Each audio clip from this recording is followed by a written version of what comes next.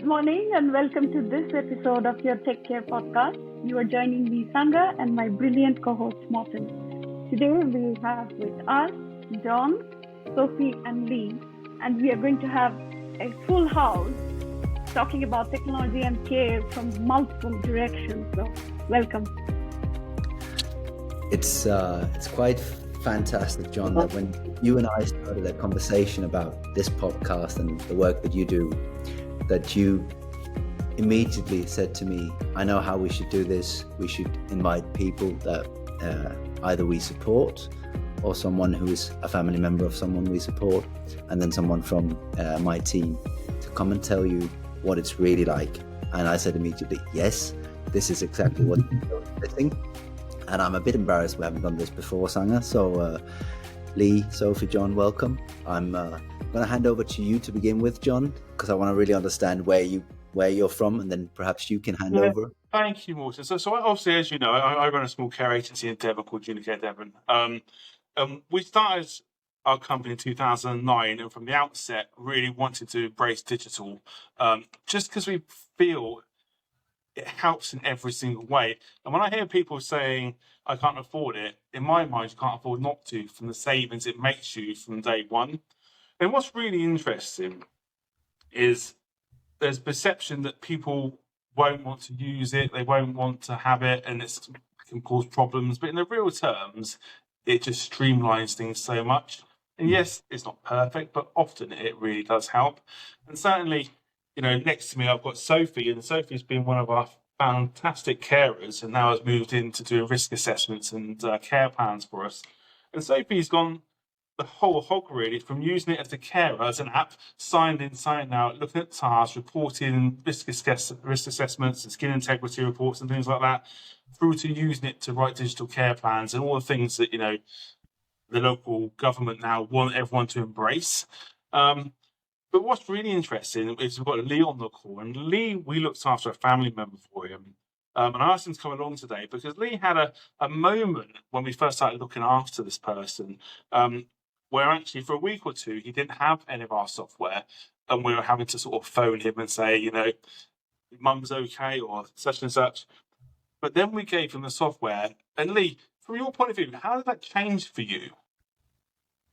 So, I mean, obviously it's really hard when a loved one, you know, receives care, and what you're desperate for, I guess, is a little window into that and to be able to see and understand what's happening every day, you know, that someone's actually turned up, how things were from an objective perspective, you know. So for me, it gave me a little look at it was my parents. So, you know, my mum and how she was physically on that day, but also how things were with my dad. So it kind of gave me a whole little story really about, you know, the episode of care. And I suppose that was reassuring because obviously I could see patterns. I could see what was happening each day. So, you know, once I started to get these little glimmers into that moment, I started to be able to see things from someone else's eyes. And that was really, really helpful. I suppose it's reassuring. It was reassuring that people had gone in and the observations they'd recorded. So it was very clear around, you know, I could put myself in the position of when they went through the door, who they spoke to, what they saw, and everything else. And I think, you know, I wouldn't have had that if I'd just had a paper record which said washed and dressed or whatever it was. It was a real insight into what was going on, which, as I say, was very reassuring. Yeah, it certainly sounds so. And just to make everybody who's not had that experience know what we're talking about, what pragmatically did you actually do? Did you download an app, or tell us about it?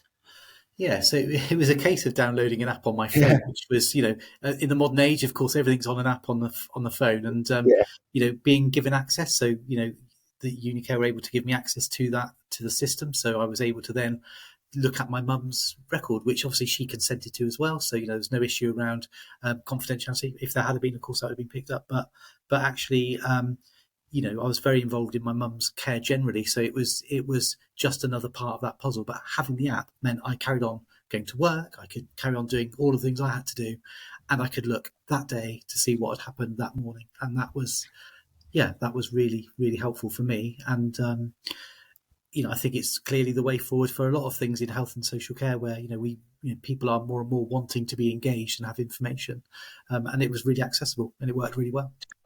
I think for you, Lee, I mean, because you were really involved in your mum's care, care is never straightforward. We don't live in a very black and white world. There's always grey areas everywhere, and times change and durations change in your mum's day.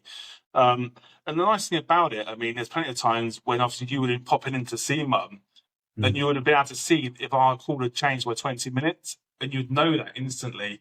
So that did enable you to really be more involved, didn't it? Having that access really quickly in live data streams straight to you. Yeah, I mean, the interesting bit was, I suppose, as well, was the reference to the environment that they lived in. So I was able to quickly know that my dad was okay as well, because it was always walked in the door, said hello to my mum, and then there was always a reference around saying hello to my dad. And if I knew that they were both okay, then that kind of meant that I could get on and actually then I could plan what I was going to do to catch up with them later in the day. So yeah, I mean, I can't imagine having the same environment now with if I didn't have that care record, because it was really useful for me programming in my life around supporting my parents at that time. And yeah, it gave me a heads up if I needed to know and to ring them or anything else. If there were things that I read, I thought, well, that doesn't sound quite right, then I would have followed it up, of course. That was the insight it gave you, which, as I've said, is it's not, I suppose it's not just reassuring, it's also enabling, isn't it? Because it enabled me as a family member to be part of that journey, that part of the care that I wouldn't have been part of had I not had access to that system. That's really cool to hear. And John, I think we need to hear from you, because 2009, you said you must have been in 2009. We started off Unicare, and like lots of small agencies, you start with very little. My story is no different to lots of people, where I had very little money. I had 2 young children, and I had to write my policies in my spare room and get to learn everything about the CQC and stuff like that. But what was really key was managing the sheer amount of technical data you have to do as a manager and an owner via paper. I mean, I've got quite severe dyslexia, so the thought of it is not possible, really. So I have to find ways to fix it. So I was never an Excel man. I was never a sort of Word man. I was like, let's just get some software that does this. But then it led me into a bit of a journey, really, where I'm sort of saying, well, if we can do this, let's get rid of the folders. Let's start building apps. Like I said previously to you, there's a gentleman from Ulysses who we're working with. People go to the States, get the States technology, come back, and we sit down and theorize what should be in these apps. And we started building them ourselves. And gradually but surely, the world's caught up with us and they're overtaking us, and I don't get involved in that anymore because it's far too technical. But I think that the key here is, through technology, it gives you the opportunity to work more efficiently and gives you more time back to do the things that are important to the clients. If I'm spending all my life writing risk assessments or doing audits, I can't do the care. And that's what's important here. The end user's outcome is more important to me than paperwork. And if you can facilitate that to come out in a better way, you have to use software to do that. And certainly when we then think about the carers have an incredibly precious job. And we often talk about carers and saying, well, they need more money, they need better terms. To me, I think they need a way to stop time anxiety, because they're so precious. They've got to get from one call to the next call to the next call. Something runs over, they can't find their medication, can't do this. And actually, through this technology, you can give them all that data really, really quickly. But actually, it might be through platforms like Slack, it might be through any sort of different platform, but you can interact with them really, really quickly and enable them to move on to the next call and reduce that pressure and the internal anxiety they feel. So this is a win-win all the way around. I mean, Sophie, how did it feel for you as a carer using these apps? Because you've got a bit of both sides of it, good and bad, haven't you? Yeah, definitely. I think with all technology, there are going to be times where it fails. And that can be incredibly stressful if you're out on the road and you're going to a new client and all of a sudden the app stops syncing and you can't access the link to get sat nav to go to the client's house.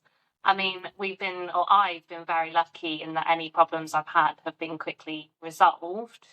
And I think in general, having all the information you need available so quickly, so before I went to see a new client, I get my phone out, go on the app, read through their care plan, read through their risk assessments, read through the tasks.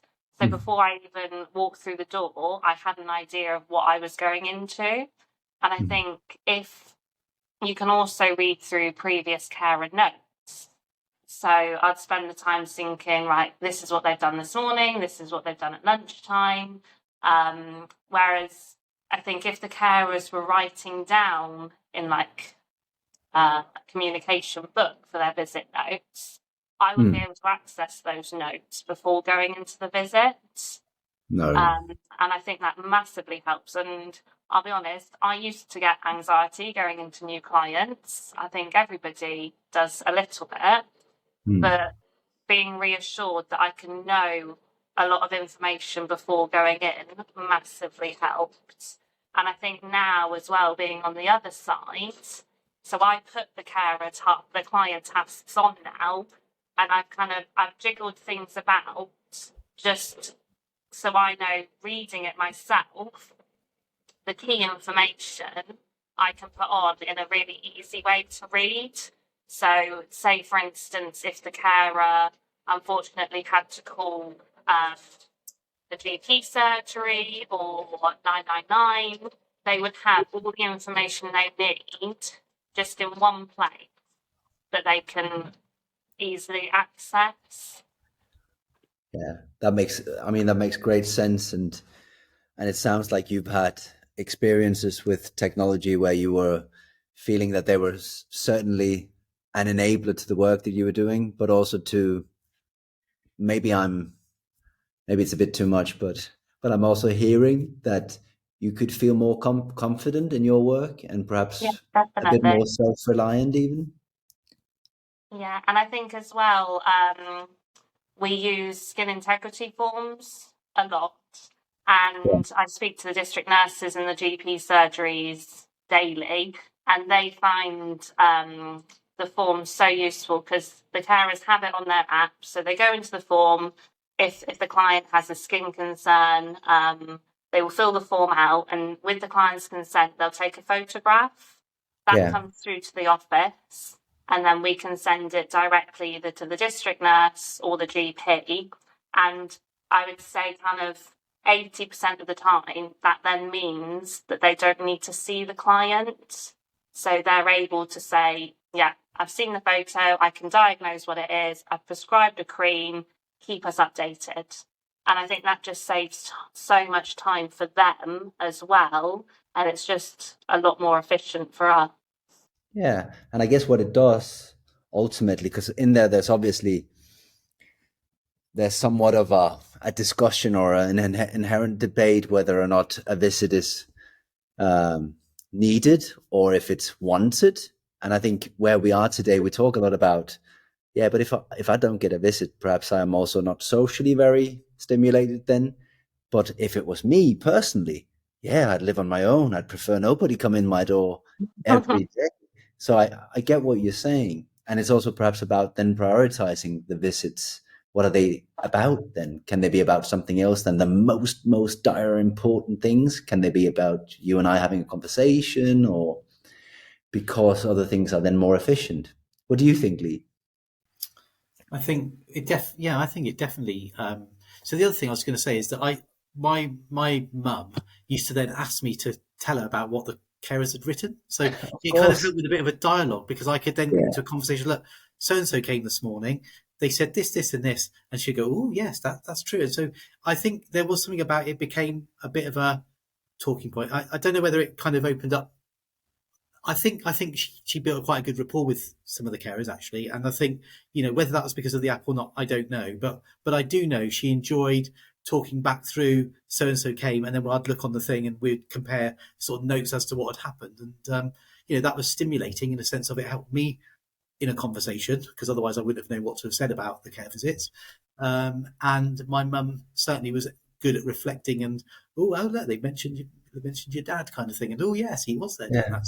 So it did bring to life, I think, some of the visits. I think from it's all about living life, isn't it? And at that stage, my mum's life was very much around the carers, who was coming, what they said, what they'd done, how she was, and this was an enabler in that conversation for me as an important family member, I guess. Yeah, to be able to take part in that conversation, which you'd most likely not be able to had you not had such an access, then it brings you on par with what's important to your mum at that time. John, you have to then tell us the secret about how you discovered the app that Lee also used then. There's many apps out there, isn't there? And one of the things that's really key around buying software is making sure as a company you're ready. Are you ready to accept digital? And what does that mean? Because as a director, one of the things I did really on was, I want this for myself. This is what I want. But as I've grown as a person and grown as a company, now when I'm looking at software, I'm saying, okay, staff, what does it mean to you? What's important to you? When I'm buying this, what do you want back out of this? And then when I speak to people like Lee, I'm buying this new software. What's important to you? What sort of features would you like? And getting that whole rounded approach to what does this mean if we buy this to everybody? And if you can get that input, it means you're going to have a much better acceptance of the product once you do it. So yes, audits are great. Yes, scheduling is important, but it's just important for the end users what they think. So you must hold that tight, especially because ultimately it's around their care. So there's something in planning well ahead, making sure you've got a really good way to implement it. And don't be afraid to ask questions. You can't keep everyone happy, but actually the more questions you ask to people, the better it'll be ultimately. And what's really great about it, and Lee will be able to tell you, I'm sure, that these bits of software are really easy to get up and running and get used to. I mean, Lee will tell you himself, we phoned him up, downloaded the app, goodness, John, I don't know what we're going to do. In about a day, he's then telling me, I can see everything, John, it's amazing. Lee, how was it for you learning how to use it? Was it tricky? I would say, to start with, the first day, I was intimidated by the whole idea of it and having an app on my phone and, having access to my mum's information and all the rest of it. But once I was talked through it, it was easy. And, that was the beauty, wasn't it? That, there it was on my phone. I didn't have the disruption of having to go out of my way. It was right there in my pocket. And, that was good for me. I'm relatively IT savvy. I don't think it takes IT expertise, though. So if you've got a mobile phone, I think it would be fairly good as long as someone supports you with the setting up. Once it was set up, no problem. And what about you, Seth? Because you've gone through a transition of being a carer, where you've got to log in, log out, agree your tasks, do the write-up, to using it in a much more efficient way, where you are now having to for risk assessments on care plans, tasks. It's a much more detailed thing. How have you found transitioning into doing that? I think it definitely helps that I have been out on the road, because I know everybody views things differently, but I could see that the problems that I was having with not necessarily the care plans, because the care plan, it doesn't change, but especially with the client tasks, I could see that a lot of it was very long-winded stuff that wasn't necessarily needed in there. Carers can view everything in the care plans and risk assessments. I think the tasks, so one of my first jobs coming into the office was to condense the task down, because you yourself said that you had to go out and do a care call, and the amount you had to read through took up half of your visit time. It is. So it's a really good point, that, and I would urge any director to do it. Go out and use your app. So every now and then I go out and do the care. I might have been a director for a long time, but I still get my hand in and I go and see the client and perform their care. And one of the things that's really interesting for me is I went out exactly like Sophie said, didn't know who the client was, didn't know where the person was, full of my own beans, logged into my app. I'll be able to tell where it all is. Could I tell where it all is? We'd overcomplicated it by putting far too many tasks in. So we had tasks for everything. So when I got back, I gave Sophie the big job of going, everything that's not necessary, get rid of it. Let's stop wasting time. So I don't want to see staff sitting there going tick, tick, tick, tick, tick, answering questions that are irrelevant. Get the important stuff in there and you can write the rest in the document if you need to. So there's something really important there around thinking through what you're exposing your staff and expecting them to achieve in a visit. Because if you overload it, you're taking away the benefit. Yeah. That's a really good point. And I think since you've both then, John and Sophie, been testing how the use of the system is, you've kind of already got good answers to the what's in it for me question that's so important to ask upon implementing new technologies and so on. And we've been speaking a lot of obviously about care planning software now, but are there any other technologies in your roles that we've been talking about today? We introduced Slack a little while ago, and there's lots of software like that. But one of the things for domiciliary it did, within the first day, we had messages saying, I now feel part of a team.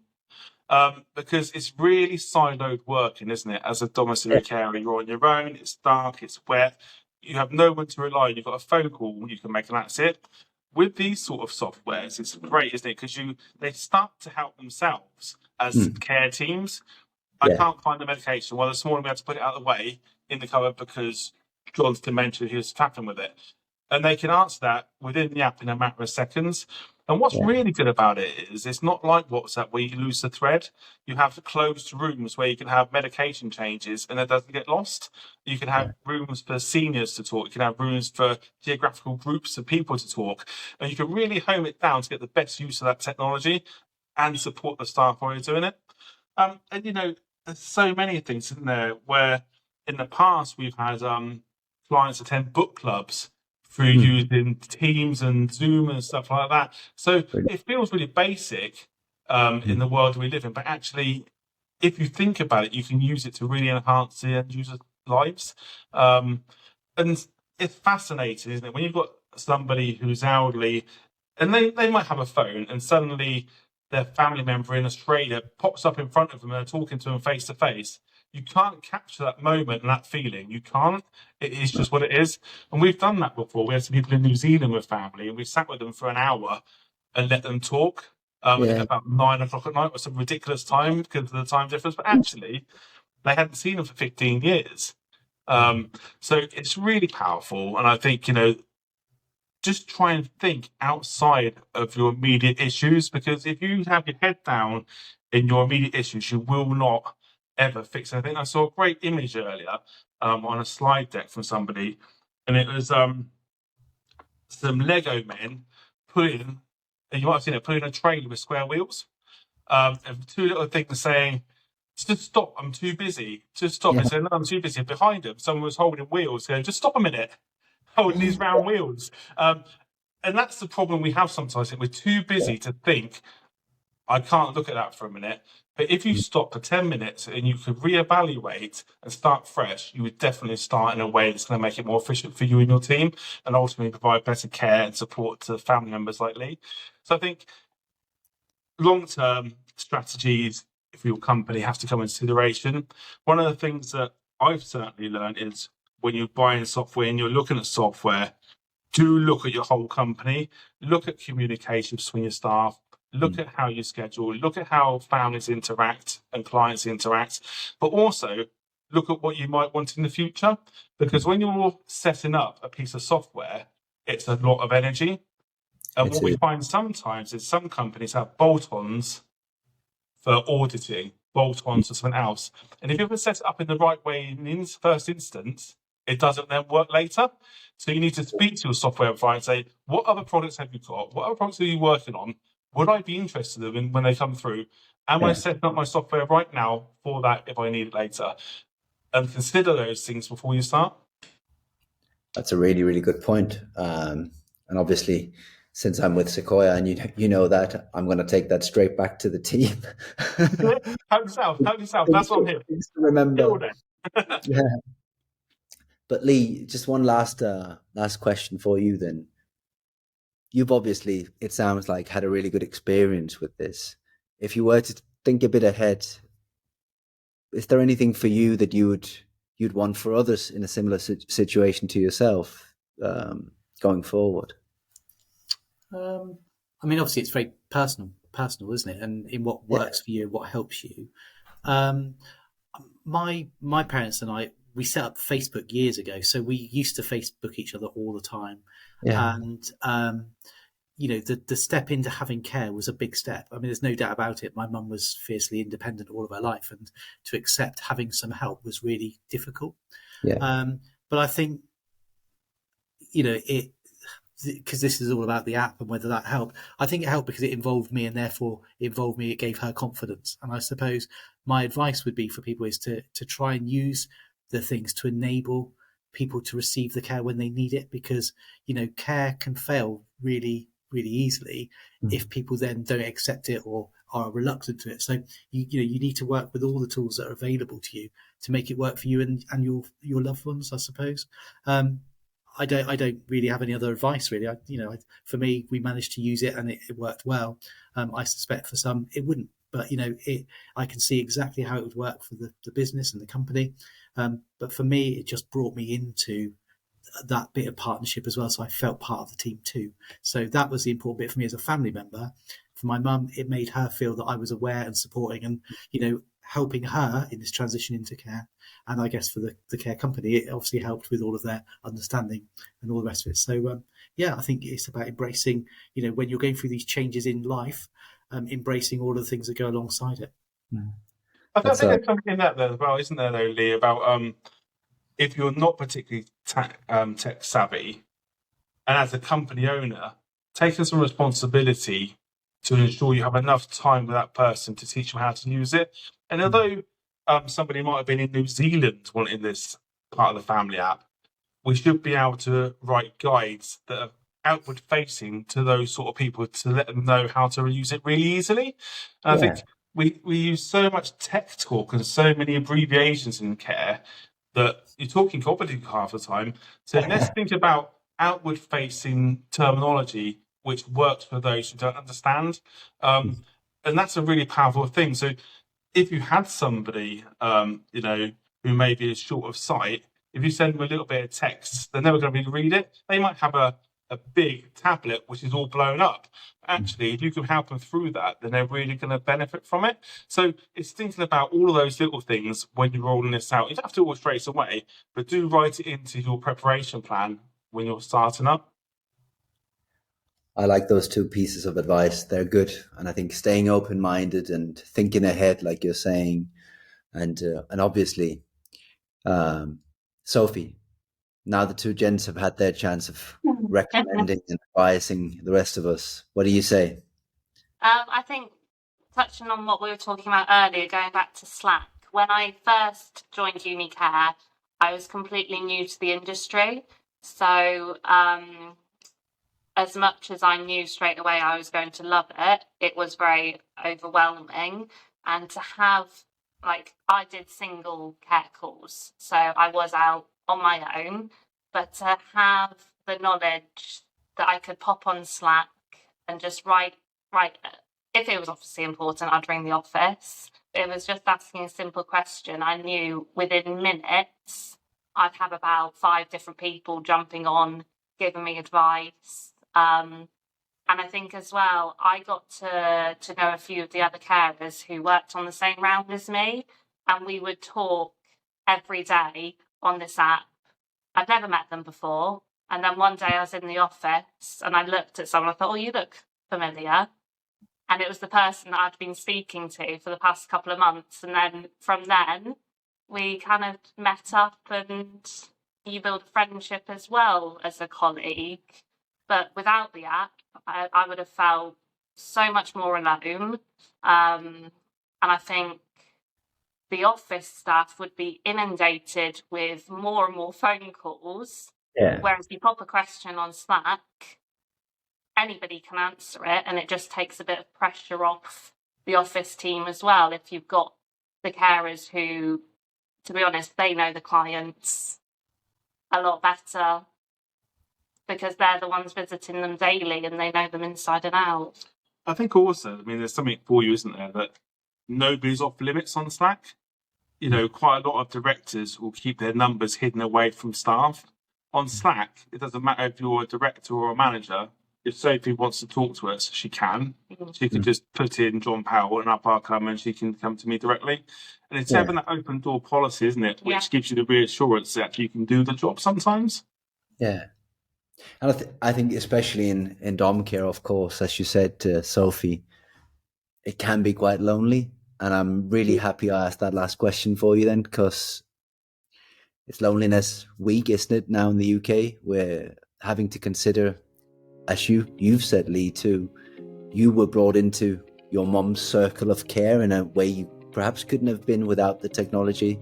And so if you're mentioning the whole work environment and feeling part of a team, and tech is an enabler or a prolonger of that community, I'm thrilled that we got the Unicare Devon crew on board today. Thank you very much for joining us. You're welcome.